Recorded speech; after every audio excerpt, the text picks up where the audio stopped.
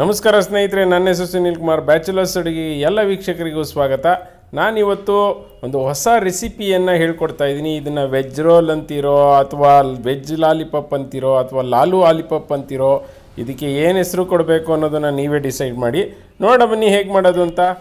ಮೊದಲನೇದಾಗಿ ನಾನಿಲ್ಲಿ 3 ಆಲೂಗಡ್ಡೆಯನ್ನು 3 ಸಾರಿ ಕೂಗಿಸಿಟ್ಕೊಂಡಿದ್ದೀನಿ. ಇದೇನು ಸಂಪೂರ್ಣವಾಗಿ ಬೆಂದಿಲ್ಲ. ಇದನ್ನು ತುರಿಯೋ ಮಣೆಯಲ್ಲಿ ತುರ್ಕೊಳ್ಳೋಣ. ತುರ್ಕೊಳ್ಳೋದು ಯಾಕಪ್ಪ ಅಂದರೆ ಇದು ಸಣ್ಣ ಸಣ್ಣದಾಗಿ ಇರಲಿ, ಚೆನ್ನಾಗಿ ಮಿಕ್ಸ್ ಆಗಲಿ ಅಂತ.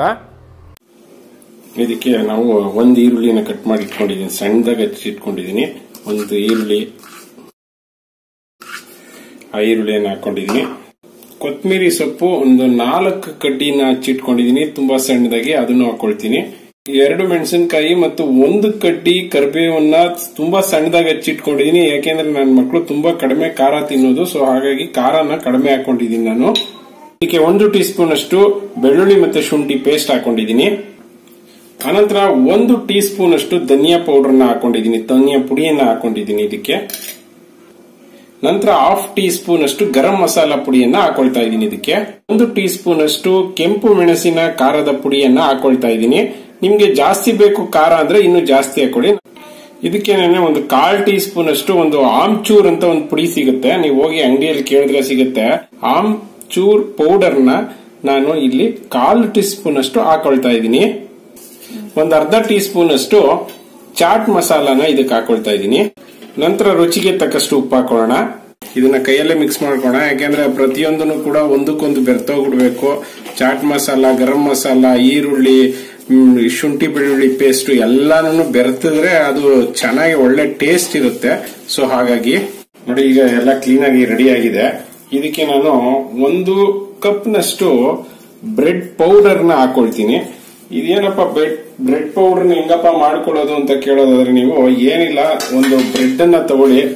ಆ ಬ್ರೆಡ್ ಅನ್ನ ನಿಮ್ಗೆ ಆ ಸೈಡ್ ಅಲ್ಲಿ ಇರುವಂತಹ ಕಪ್ಪು ಒಂದು ಪೀಸ್ ಏನಿರುತ್ತೆ ಅಥವಾ ಸ್ವಲ್ಪ ಸೀದಿರುವಂತಹ ಒಂದು ಜಾಗ ಏನಿದೆ, ಅದನ್ನ ಬೇಕು ಅಂದ್ರೆ ತೆಗೆದು ಬಿಡಿ. ಇಲ್ಲಾಂದ್ರೆ ಅದ್ರ ಜೊತೆಗೆ ನೀವು ಅದನ್ನ ಸ್ವಲ್ಪ ಬಿಸಿ ಮಾಡ್ಕೊಂಡ್ರೆ ಏನಾಗುತ್ತೆ ಅಂದ್ರೆ ತಣ್ಣಗಾದ್ಮೇಲೆ ಗಟ್ಟಿ ಆಗುತ್ತೆ.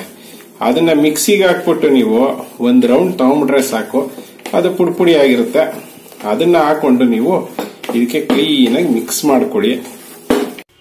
ಹಾಗೆ ಲಾಸ್ಟ್ ವಿಡಿಯೋ ನೀರ್ ದೋಸೆದ ವಿಚಾರ ಮಾತಾಡಬೇಕು ಅಂದ್ರೆ ಅದರಲ್ಲಿ ಫಸ್ಟ್ ಕಾಮೆಂಟ್ ರೂಪ ಅನ್ನೋರು ಕೊಟ್ಟಿದ್ದಾರೆ. ಹಾಗೆ ಅವರೇ ಮೊದಲನೇ ಆನ್ಸರ್ ಕೂಡ ಕೊಟ್ಟಿದ್ದಾರೆ. ನಂತರ 2ನೇ ಕಾಮೆಂಟು ರಾಧಾ ಎಸ್ ಗೌಡ ಅವ್ರು ಕೊಟ್ಟಿದ್ದಾರೆ. 3ನೇ ಕಾಮೆಂಟು ಲಾವಣ್ಯ ಅವ್ರು ಕೊಟ್ಟಿದ್ದಾರೆ. ಸೊ ಈಗ ಹಿಟ್ಟು ರೆಡಿ ಇದೆ. ನಂತರ ಪೇಸ್ಟ್ ರೆಡಿ ಮಾಡ್ಕೊಂಡ್ ಬರೋಣ. ಪೇಸ್ಟ್ಗೆ ಒಂದು ಬೌಲ್ ಅನ್ನ ಇಟ್ಕೊಂಡು ಬೌಲ್ಗೆ 1 ಟೇಬಲ್ ಸ್ಪೂನ್ ಅಷ್ಟು ಕಾರ್ನ್ ಫ್ಲೋರ್ ಅನ್ನ ಹಾಕೊಳ್ಳೋಣ. ಮತ್ತೆ 1 ಟೇಬಲ್ ಸ್ಪೂನ್ ಅಷ್ಟು ಮೈದಾನ ಹಾಕೊಳ್ಳೋಣ. ಇದಕ್ಕೆ ಹಾಕೊಂಡು ಕ್ಲೀನ್ ಆಗಿ ಮಿಕ್ಸ್ ಮಾಡ್ಕೊಳ್ಳೋಣ.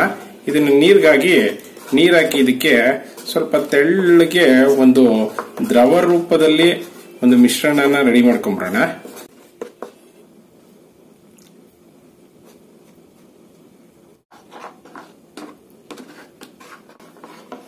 ಇದನ್ನ ಈಗ ಸೈಡ್ಗೆ ಎತ್ತಿ ಇಟ್ಕೊಂಡು ನೋಡಿ, ಈ ಹಿಟ್ಟಿದೆಯಲ್ಲ, ಇದಕ್ಕೆ ಸ್ವಲ್ಪ ಪ್ರಮಾಣದಲ್ಲಿ ಎಣ್ಣೆಯನ್ನ ಹಾಕೊಳ್ಳೋಣ. ಯಾಕೆಂದ್ರೆ ಎಣ್ಣೆ ಹಾಕಿದ್ರೆ ಕ್ರಿಸ್ಪಿನೆಸ್ ಬರುತ್ತೆ. ಹಾಗಾಗಿ ಸೊ ಇದನ್ನ ಕ್ಲೀನ್ ಆಗಿ ಮಿಕ್ಸ್ ಮಾಡ್ಕೊಂಡ್ಬರೋಣ.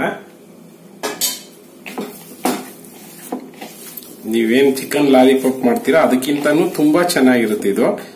ಸ್ವಲ್ಪ ಕೈಗೆ ಎಣ್ಣೆ ಹಾಕೊಳ್ಳಿ, ಯಾಕೆಂದ್ರೆ ಇದು ಅಂಟಿಸುತ್ತೆ. ಹಾಗಾಗಿ ಇದು ಸ್ವಲ್ಪ ಕೈಗೆ ಎಣ್ಣೆಯನ್ನ ಹಾಕೊಂಡು ನೀವು ನಿಮ್ಗೆ ಎಷ್ಟು ದಪ್ಪ ಬೇಕು ಬಾಲು ಅಷ್ಟು ದಪ್ಪಕ್ಕೆ ಗುಂಡುಗೆ ನೀವು ರೌಂಡ್ ಆಕಾರದಲ್ಲಿ ಅಥವಾ ನಿಮ್ಗೆ ಯಾವ ಶೇಪ್ ಅಲ್ಲಿ ಬೇಕೋ ಆ ಶೇಪ್ ಅಲ್ಲಿ, ಸಾಮಾನ್ಯವಾಗಿ ಇದನ್ನ ರೌಂಡ್ ಗುಂಡುಗೆ ಜಾಮೂನ್ ರೀತಿಯಲ್ಲಿ ನೀವು ಮಾಡ್ಕೊಂಡ್ರೆ ಚೆನ್ನಾಗಿರುತ್ತೆ. ನೋಡಿ, ಇಲ್ಲಿ ಕಾಣಿಸ್ತಾ ಇದೆ. ಈ ರೀತಿಯಲ್ಲಿ ಅಲ್ಲಿ ಒಡಕ್ಲಿರಬಾರದು, ಆ ರೀತಿಯಲ್ಲಿ ಮಾಡ್ಕೊಳ್ಳಿ. ಎಲ್ಲಾನು ಮಾಡ್ಕೊಂಡ್ ಬರೋಣ ಬನ್ನಿ.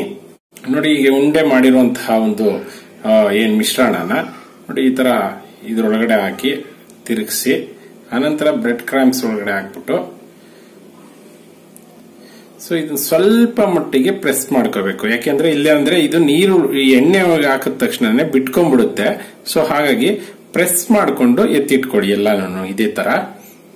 ನೀರ್ ದೋಸೆ ಕಾಮೆಂಟ್ ಅಲ್ಲಿ ನನಗೆ ಮಾನಸ ಕಾಮತ್ ಅವ್ರ ಕಾಮೆಂಟ್ ತುಂಬಾನೇ ಇಷ್ಟ ಆಯ್ತು. ನಾವು ನಿನ್ನೆ ಸಂಜೆ ಈ ದೋಸೆ ಮಾಡಿದ್ವಿ. ನೀರ್ ದೋಸೆ ಸೂಪರ್ ಆಗಿರುತ್ತೆ. ದೋಸೆ ನೋಡಿದ ಕೂಡಲೇ ಅಮ್ಮನ ನೆನಪು ಬರುತ್ತೆ. ಊರಿಗೆ ಹೋದಾಗ ಅಮ್ಮ ನಮಗೆ ಬಿಸಿ ಬಿಸಿ ದೋಸೆಯನ್ನ ತೆಗೆದುಕೊಡ್ತಾ ಇದ್ರು ಬೆಳಬೆಳಗ್ಗೆನೆ ಅಂತ ಹೇಳ್ತಾರೆ. ತುಂಬಾ ಸಂತೋಷ. ಈಗ ಫ್ರೆಂಡ್ಸ್ ಒಂದು ಕಡಾಯಿ ಇಟ್ಕೊಂಡು ಅದಕ್ಕೆ ಎಣ್ಣೆ ಹಾಕೊಂಡಿದೀನಿ. ಎಣ್ಣೆ ಕಾಯೋದಿಕ್ಕೆ ಇಟ್ಕೊಂಡಿದೀನಿ. ಎಣ್ಣೆ ಕಾದ ನಂತರ ನಾವು ಮಾಡಿಕೊಟ್ಟಿರುವಂತಹ ಏನು ಬಾಲ್ಸ್ ಇದಾವೆ ಅದನ್ನ ಒಂದೊಂದೇ ನಿಧಾನಕ್ಕೆ ಹಾಕೊಳ್ಳೋಣ.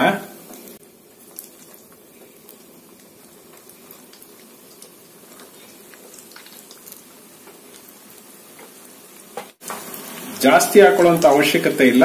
ನಮ್ಗೆ ಎಷ್ಟು ಬೇಕೋ ಅದನ್ನ ಅಷ್ಟು ಹಾಕೊಳ್ಳೋಣ. ತುಂಬಾ ಕಡಿಮೆ ಫ್ಲೇಮ್ ಅಲ್ಲೂ ಬೇಡ, ತುಂಬಾ ಹೈ ಫ್ಲೇಮ್ ಅಲ್ಲೂ ಬೇಡ. ಯಾಕೆಂದ್ರೆ ಹೈ ಫ್ಲೇಮ್ ಅಲ್ಲಿ ಇಕ್ಕಿದ್ರೆ ಬೇಗ ಸೀದೋಗ್ಬಿಡ್ತವೆ. ಕಡಿಮೆ ಫ್ಲೇಮ್ ಅಲ್ಲಿ ಇಕ್ಕಿದ್ರೆ ಒಳಗಡೆ ಎಣ್ಣೆ ಕುಡ್ಕೊಳ್ಳುತ್ತೆ. ಸೊ ಹಾಗಾಗಿ ಮೀಡಿಯಂ ಫ್ಲೇಮ್ ಅಲ್ಲಿ ಇದನ್ನ ಬೇಯಿಸ್ಕೊಂಡ್ ಬರೋಣ. ಸೊ ಫ್ರೆಂಡ್ಸ್ ನಿಮ್ಗೆ ಕಾಣಿಸ್ತಾ ಇದೆ, ಈಗ ಒಂದೊಂದೇ ಕಲರ್ ಚೇಂಜ್ ಆಗ್ತಿದೆ. ಇವಾಗ ಎತ್ಕೊಳ್ಳೋಣ.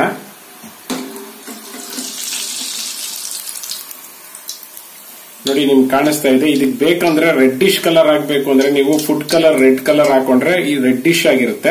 ಇದು ಹಿಂಗೆ ಚೆನ್ನಾಗಿದೆ ನೋಡೋದಿಕ್ಕೆ, ಹೆಲ್ದಿ ಆಗಿರುವಂತಹ ಫುಡ್ ಆಗಿರುತ್ತೆ. ಹಾಗೆ ನಾವು ಹೋಗಿ ಬೇಕರಿಲಿ ಅದು ಇದು ತಿನ್ನೋದಕ್ಕಿಂತ ತುಂಬಾನೇ ಸೂಪರ್ ಆಗಿರುತ್ತೆ ಫ್ರೆಂಡ್ಸ್. ಸಖತ್ತಾಗಿರುತ್ತೆ. ಒಂದ್ಸಾರಿ ನೀವು ಮನೇಲಿ ಮಾಡ್ಕೊಟ್ಬಿಟ್ರೆ ಮಕ್ಳಿಗಂತೂ ಇದನ್ನ ಬಿಟ್ರೆ ಬೇರೆ ಫುಡ್ ಇಷ್ಟ ಆಗೋದಿಲ್ಲ. ಬನ್ನಿ ಸರ್ವ್ ಮಾಡ್ಕೊಂಡು ತೋರಿಸ್ತೀನಿ ಹೇಗಿರುತ್ತೆ ಅಂತ. ಸೊ ಒಂದು ಟಿಶ್ಯೂ ಪೇಪರ್ ನ ಹಾಕೊಂಡು ಒಂದು ಪ್ಲೇಟ್ ಎತ್ಕೊಂಡಿದೀನಿ. ಇದ್ರೊಳಗಡೆ ಹಾಕೋಣ. ಎಣ್ಣೆ ಏನಾದ್ರೂ ಎಣ್ಣೆ ಅಂಶ ಇದ್ರೆ ಇದ್ರೊಳಗಡೆ ಬಿಟ್ಕೊಳ್ಳಿ ಅಂತ. ಸೊ ಫ್ರೆಂಡ್ಸ್ ನಿಮ್ಗೆ ಜಾಸ್ತಿ ಕಪ್ಪಗಾಗೋದು ಬೇಡ ಅಥವಾ ಜಾಸ್ತಿ ಸ್ವಲ್ಪ ಸೀದೋದಂಗೆ ಕಾಣಿಸೋದು ಬೇಡ ಅನ್ನೋದಾದ್ರೆ ಸ್ವಲ್ಪ ಬೇಗ ಎತ್ಕೊಳ್ಳಿ. ತುಂಬಾನೇ ಅದು ಚೆನ್ನಾಗಿರುತ್ತೆ. ಯಾಕೆಂದ್ರೆ ಆಲ್ರೆಡಿ ಎಲ್ಲಾನು ಬೆಂದಿರೋದೇ ಇರುತ್ತೆ. ಬರೀ ಈರುಳ್ಳಿ ಮಾತ್ರ ಬೆಂದಿರೋದಿಲ್ಲ, ಅದನ್ನ ಬಿಟ್ಟು ಎಲ್ಲಾನು ರೆಡಿ ಇರುತ್ತೆ. ಸೊ ಈಗ ಸರ್ವ್ ಮಾಡ್ಕೊಂಡು ಬರೋಣ, ಬನ್ನಿ ಹೇಗಿರುತ್ತೆ ಅಂತ ನೋಡೋಣ. ಸೊ ರೆಡಿ ಇದೆ ಫ್ರೆಂಡ್ಸ್. ಬಾಯಲ್ಲಂತೂ ನೀರು ಬರ್ತಾ ಇದೆ. ಸಖತ್ತಾಗಿದೆ ಫ್ರೆಂಡ್ಸ್. ನೀವು ಒಂದ್ಸಾರಿ ಮನೆಯಲ್ಲಿ ಮಾಡಿಕೊಟ್ಬಿಟ್ರಂತೂ ಮಕ್ಕಳಿಗೆ ತುಂಬಾನೇ ಇಷ್ಟಪಡ್ತಾರೆ. ಅದರಲ್ಲೂ ಈ ಒಂದು ಆಲೂಗೆಡ್ಡೆಯ ಮತ್ತು ಎಲ್ಲ ಒಂದು ಮಸಾಲೆ ರುಚಿ ಅಂತೂ ಬೊಂಬಾಟಾಗಿರುತ್ತೆ. ಸ್ವಲ್ಪ ನಿಮಗೆ ಖಾರ ಜಾಸ್ತಿ ಬೇಕು ಅಂದರೆ ಜಾಸ್ತಿ ಕೊಡಿ. ಆದಷ್ಟು ಸ್ವಲ್ಪ ಮಕ್ಕಳಿಗೆ ಅಂದರೆ ಖಾರ ಕಡಿಮೆ ಇದ್ರೇ ಒಳ್ಳೆಯದು. ಇದಕ್ಕೊಂದು ಒಳ್ಳೆಯ ಹೆಸರು ಕೊಡಿ ಅಂತ ಕೇಳ್ಕೊಳ್ತೀನಿ. ಇದನ್ನು ನಾನು ವೆಜ್ ಲಾಲಿಪಾಪ್ ಅಂತನೋ ಅಥವಾ ಆಲೂ ಲಾಲಿಪಾಪ್ ಅಂತನೋ ಕರೆಯೋಕ್ಕೆ ಇಷ್ಟಪಡ್ತೀನಿ. ನೀವು ಯಾವುದಾದ್ರೂ ಹೊಸ ಹೆಸರು ಇದ್ದರೆ ಕೊಡಿ. ನೋಡಿ ಇದನ್ನು ಒಂದು ಓಪನ್ ಮಾಡ್ಕೊಳ್ತೀನಿ. ಇದು ತುಂಬ ಹೊತ್ತುವರೆಗೂ ಕೂಡ ಬಿಸಿನೇ ಇರುತ್ತೆ. ನೋಡಿ ಒಳಗಡೆ ಕಾಣಿಸ್ತಾ ಇದೆ ಎಲ್ಲ ರೀತಿಯಾದಂಥ ಮಸಾಲೆಯ ಜೊತೆಗೆ ಈರುಳ್ಳಿ, ಆಲೂಗೆಡ್ಡೆ. ಏನು ಹೇಳ್ತೀರಾ ಟೇಸ್ಟ್ ಒಂದು ಸ್ವಲ್ಪ ತಿಂದು ನೋಡ್ತೀನಿ ಹೇಗಿದೆ ಅಂತ ನಿಮ್ಗೆ ಹೇಳ್ತೀನಿ. ಇದನ್ನು ಸಾಸ್ಗೆ ಹಾಕ್ಕೊಂಡು ತಿಂದ್ರಂತೂ ಇನ್ನೂ ಚೆನ್ನಾಗಿರುತ್ತೆ. ಸೂಪರಾಗಿದೆ ಫ್ರೆಂಡ್ಸ್, ಬೊಂಬಾಟಾಗಿದೆ. ನೀವು ಒಂದು ಸತಿ ಮನೇಲಿ ಮಾಡಲೇಬೇಕು. ಮಾಡಿ ಹೇಳಿ. ನಿಮ್ಮ ಒಂದು ಕಾಮೆಂಟ್ಗೋಸ್ಕರ ಕಾಯ್ತಾ ಇರ್ತೀನಿ. ನನ್ನ ಒಂದು ವಿಡಿಯೋ ಇಷ್ಟ ಆಯಿತು ಅಂದರೆ ಲೈಕ್ ಬಟನ್ನ ಹಿಟ್ ಮಾಡಿ. ನನ್ನ ಚಾನಲ್ಗೆ ಸಬ್ಸ್ಕ್ರೈಬ್ ಆಗೋದನ್ನು ಮರಿಬೇಡಿ. ಇವತ್ತಿನ ಪ್ರಶ್ನೆ ಏನಪ್ಪ ಅಂತ ಅಂದರೆ, ಈ ರೆಸಿಪಿಗೆ ನಾನು ತುಪ್ಪವನ್ನು ಅಥವಾ ಬೆಣ್ಣೆಯನ್ನು ಯೂಸ್ ಮಾಡಿದ್ದೀನ ಇಲ್ಲವಾ ಅಂತ ನೀವು ನನಗೆ ಹೇಳಬೇಕು. ಸೊ ಇಷ್ಟೇ ಇವತ್ತಿನ ರೆಸಿಪಿ. ಜೈ ಹಿಂದ್, ಜೈ ಕರ್ನಾಟಕ ಮಾತೆ.